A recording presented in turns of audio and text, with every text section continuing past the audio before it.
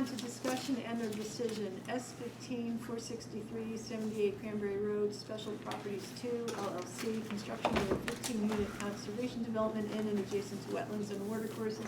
Celie Hubbard is leaving at 6:30. Don't go far.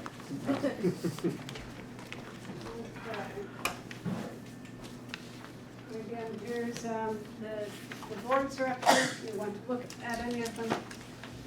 Likewise, site plans and exhibits, if you need them.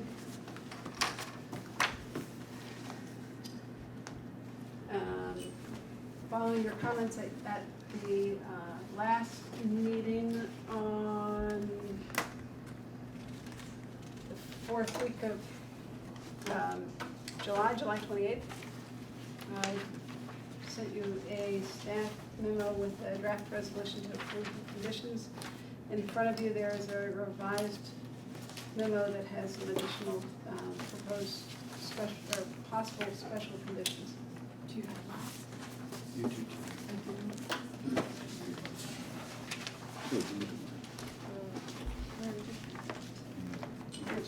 Here you go. Thanks. Okay. So I think at the last meeting, we had talked about looking through the different reports that had been submitted both by the applicant and the intervener. So I went through, I looked at the report, the stormwater management report, and then TJ, what is her name? Tessa? Tessa Juke, yeah. And then followed by McCord's response. And I think that his response to her concerns were pretty straightforward.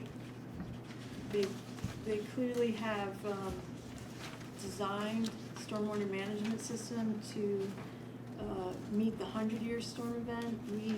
I guess Norwalk only requires a 25 years design storm. So they've gone ahead to, ensure that they're meeting something above and beyond what we normally request, which is, I guess, a 25-year design storm.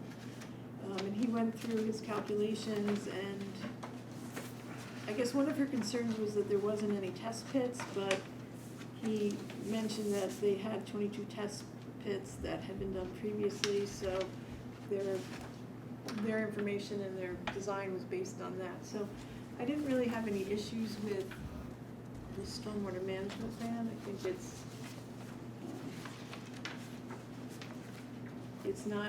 think the function is going to meet what it's supposed to, and I think it's designed for more than is required. So I didn't have any issues with that. I don't know if anyone else had any comments about the report or the stormwater management plan.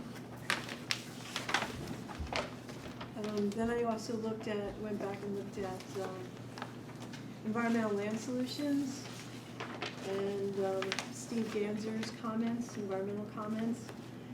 And then environmental solution had a response dated July 14th, 2015. And I think the issues that Steve Ganser had focused on, which came through a couple times really, was the elliptical culvert that was being proposed for the driveway crossing, and how it didn't really allow for a good connection. And so they had suggested the box culverts, which in Kate Throckmorton's letter, they have indicated that they will go ahead and put the box culverts in. They also indicate, because another concern was the width of the driveway, and they've indicated that they will go ahead and reduce the driveway by 7 feet, which is 860 square feet of reduction of wetland disturbances. Another concern he had was about the understory trees that might be, the loss of them would be detrimental along the driveway. And the applicant has indicated that they will, in addition, add another 8 native understory trees that will be planted with native conservation seed mix and also a 3-year management plan for invasives. And finally, they also added another 10 white pines to supplement the planting plan for the stormwater basin adjacent to Unit 15, which is another item that Steve Dancer had called out. So I think going through all of the issues that were pointed out by the interveners, consultants, and then the applicants' information, I have to say that I could not really find, one of the things that the interveners has to do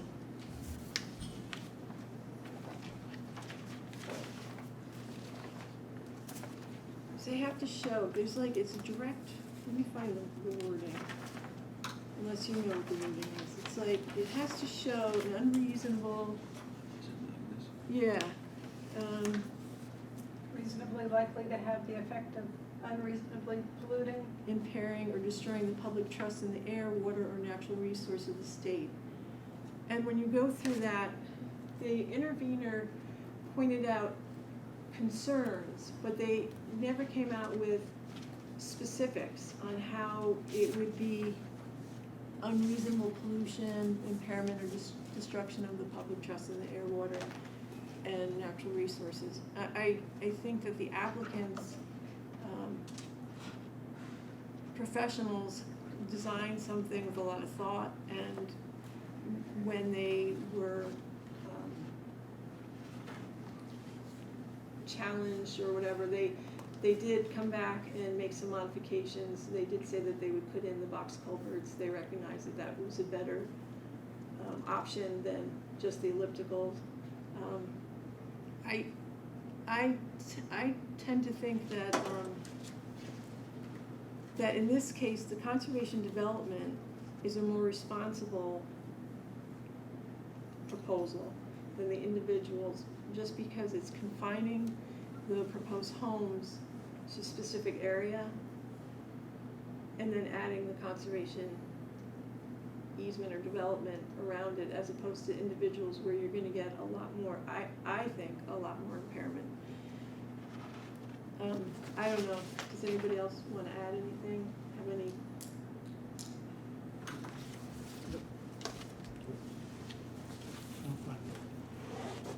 Sounds like a decent plan.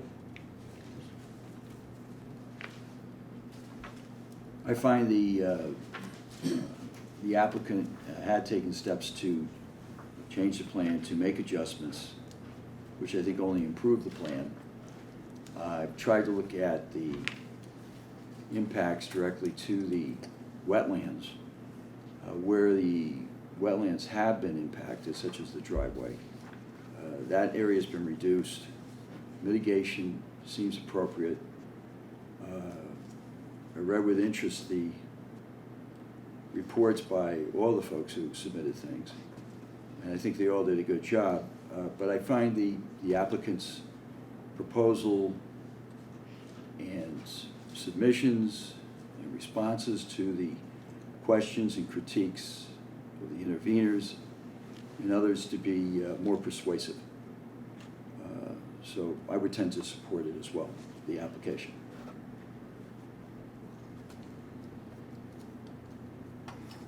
I think we may disagree here. We don't have to all vote unanimously on anything here, but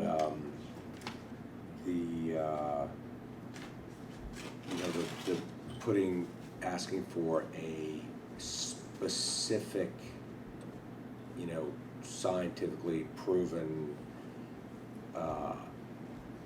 proof of the precise wetland impacts is, I don't think we have that really either way, in favor of, and in any application ever. I mean, there's a lot of subjective things that go into evaluating whether a wetland is impacted or not, and whether we, sign off on it or not. But I would just say that, there's a lot of different things here that,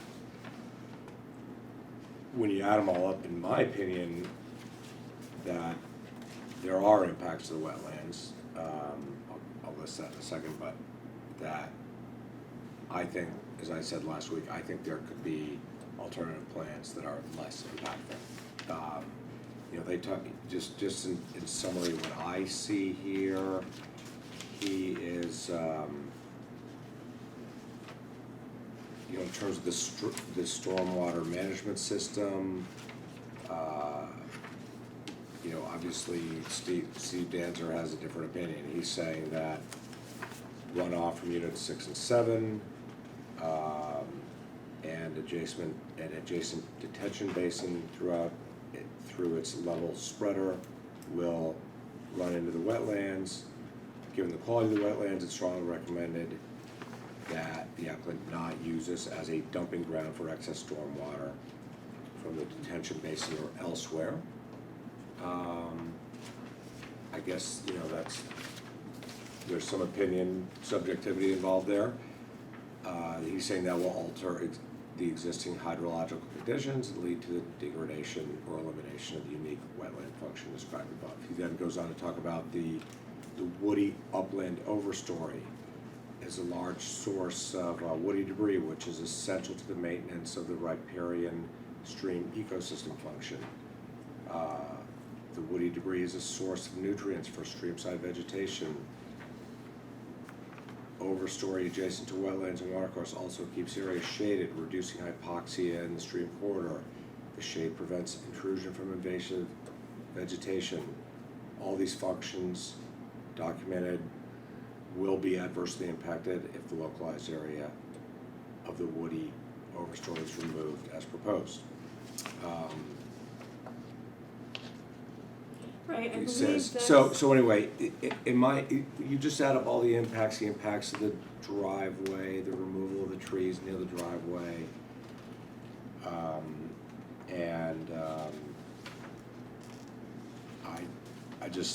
I'm not really inclined to vote for this as it's presented. And I mentioned a lot of the reasons last week, and that's where I'm coming out on it. Okay. Does anybody else have anything they want to add? Nope. Yeah, I will, well, okay, go ahead. No, go ahead.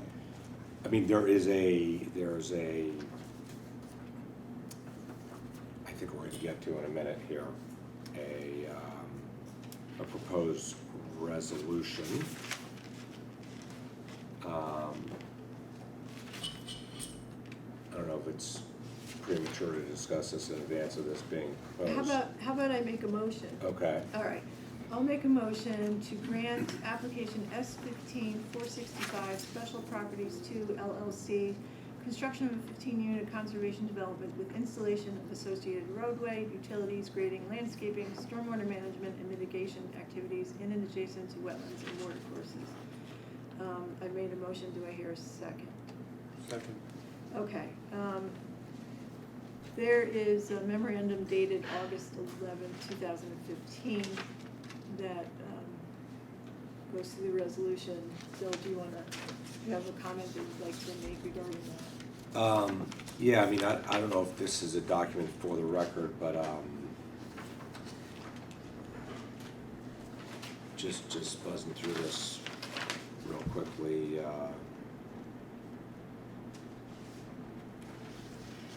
the applicant presented alternatives. As previously noted, the applicant has their primary proposal of a 15-unit conservation development. The applicant also presented a 10-lot conventional subdivision as a feasible alternative plan. I don't think that was a feasible alternative plan. So, the subdivision meets zoning requirements. I don't know how we can state that fact here, if it is a fact for the record, that Okay, so. as a Conservation Commission, I do not agree with that. In fact, like, as I pointed out, last time those different plots were not even near the road, and I don't know if it's in our, you know, why we're making comments on whether some subdivision plan meets zoning requirements or not, because I don't think that's our opinion to make, is it? No, I was just saying that the 10-lot subdivision, I wasn't saying that it would be necessarily approved by you, but that it was feasible and that it met zoning, basic zoning requirements of lot dimension and street frontage requirements. So that's all. A lot of lots weren't even on street frontage, so I don't see Right, where it we met, get that. so there's on the, it meets basic zoning requirements. Well, But it would have to be approved by the. I don't agree with that. Okay. I don't think that's, Okay, so I would not be, you know, putting my, you know, our Conservation Commission endorsement of that comment on there. I don't see how we can do that. wasn't meant as a language.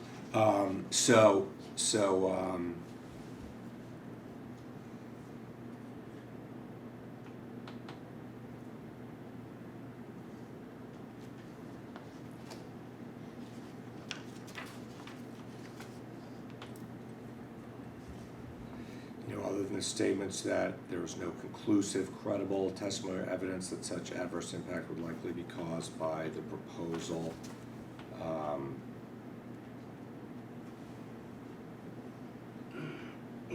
it's reasonably likely to have the effect of unreasonably polluting, impairing, or destroying the public trust, water, or other natural resource. I mean, we had many people from the public say that it would impair that, and yet we're saying you're making a statement here that there was no conclusive, credible testimony that it would impact. I mean, there's a lot of different opinions on that here. Okay, so maybe what I should do is read the resolution. Alexis, should I read that resolution for approval of conditions? It's up to you, certainly. But do we need to, there's a motion on the floor, it's been seconded. Right, To and approve- we're discussing. We're just discussing it at this moment. Is it necessary to do the other motion first? It sounded like, correct me if I'm wrong, it sounded like Ms. DeStephis's resolution included both when she referenced the memo. So you can act on the, but yes, I'm not quite sure what What I'm asking? what was, no, what the motion was. It sounded like My motion it was was to, both, that she was Right. looking at a, there are two resolutions in that memorandum. One that deals with the, okay, so then what I'll do is I'm gonna withdraw my motion. okay, Start again. I'm gonna start again, but I'm not sure where I'm starting with. I'd go with the first resolution, which is that one. If you're in favor of it, Yeah, you do that one. I'm just asking for clarification because we haven't had this too often. right. Can we vote on them both together, or is it better to go separately? Yes, so there are two resolutions in this, there are two proposals in this memo, is that? well, So there's there are conditions. you need to make two decisions Yeah. this evening. One is whether you believe or do not believe that the intervener's assertion of the, having the effect of unreasonably, being reasonably likely to unreasonably impact. That is one finding that you need to make. And then you need to then also make a decision on the inland wetland application itself. All right, so I understand this better. My mistake, because I thought it was all lumped together as one thing. Yeah, sorry, I didn't make it. No, Very I fair. thought one just, went hand in hand with the other. So I'd like to make a motion for S-15-465, Special Properties 2 LLC, construction of 15-unit conservation development. With installation of associated roadway, utilities, grading, landscaping, stormwater management, and mitigation activities in adjacent to wetlands and water courses. Okay, this is a resolution for approval with conditions. Whereas the Inland Wetland Agency, upon public hearing duly noticed and held and following review of the record, does not believe that the application S-15-463, as submitted by Special Properties 2 LLC, is reasonably likely to have the effect of unreasonably polluting, impairing, or destroying the public trust in the air, water, or another natural resource of the state for the following reasons. 1, other than statements to that effect, there was no conclusive, credible testimony or evidence that such an adverse impact would likely be caused by the proposal. 2, there was no evidence that the proposed development was in violation of any regulatory scheme, including Article 41, Section 118-410, Conservation Developments of the Norwalk zoning regulations. 3, the stormwater management plan, which indicates that stormwater quantity concerns, including peak flow rates, would be reduced with the proposed development compared with existing conditions, and that stormwater quality would be improved with the introduction of series of treatment methods was designed by a professional engineer, and there was no other evidence that the proposal does not meet existing water quantity and quality standards. 4, the application is complete and meets the application requirements set forth in the Norwalk Inland Wetland Watercourses regulations. 5, there was no conclusive testimony that significant deforestation within the upland review areas of the wetland and or watercourse would result from the proposal, and further that any such deforestation would result in any specific negative wetland impact.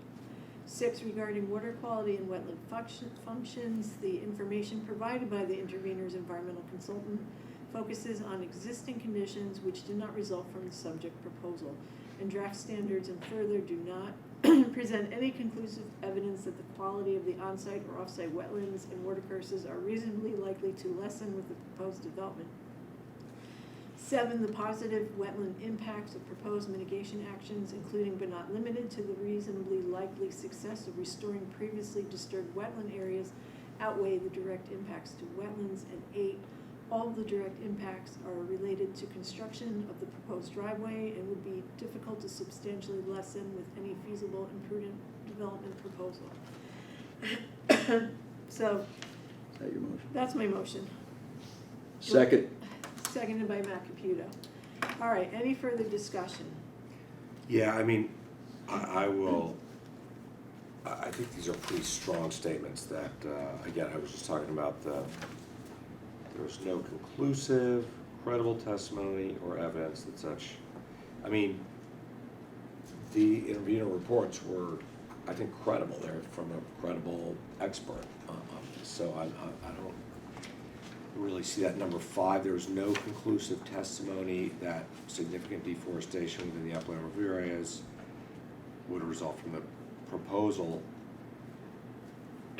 and further that any such deforestation would result in any specific negative wetland impact. I mean, that's what Steve Danzer was making that point that it would. If you don't think that's conclusive, maybe it's not, but it's an expert opinion we have. In terms of the stormwater management plan, he talks about the stormwater management impacting the wetlands adversely. So, I don't necessarily, if we're going to approve this, it would be done so with the qualification that, yeah, there's going to be some wetland impact, I think, as laid out in the expert testimony. Okay, well, I think that what the applicant has done was, they had to meet a 40-foot setback, and they made sure that everything was at least 55 feet from the inland wetlands and 60 feet from the pond. So the direct impact to the wetland, I didn't see any evidence from Steve Danzer's report that say that there was a direct impact like that, so I don't necessarily agree with your comment, but nothing is, written in stone. So I'm going to maintain my motion, and if anybody has anything else, otherwise, all those in favor, please say aye. Aye. Opposed? Aye. Abstention? Okay. So that's the first part, I guess that addresses the intervener. And the second motion that I'd like to make is that wetland permit application S15-463 to construct a 15-unit conservation development with installation of associated roadways, utilities, grading, landscaping, and stormwater management in and adjacent to wetlands and water courses be granted to Special Properties 2 LLC for property at 78 Cranberry Road, Norwalk, Connecticut, with 15 conditions that are laid out in a memorandum dated August 11, 2015, from Alexis Caracetti, Senior Environmental Officer, to the Commission.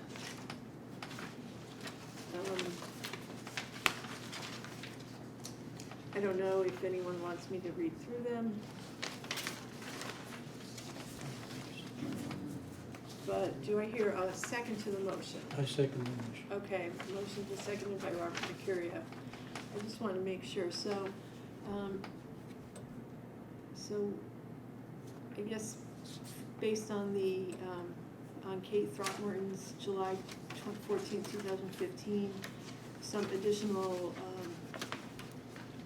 things were added, including the split rail fence, reducing the roadway to 20 feet. Planting plan has 8 additional understory shrubs and 10 additional trees, and then the box culverts. So that's part of the conditions to this application. Special condition number 2. Special condition number 2, thank you.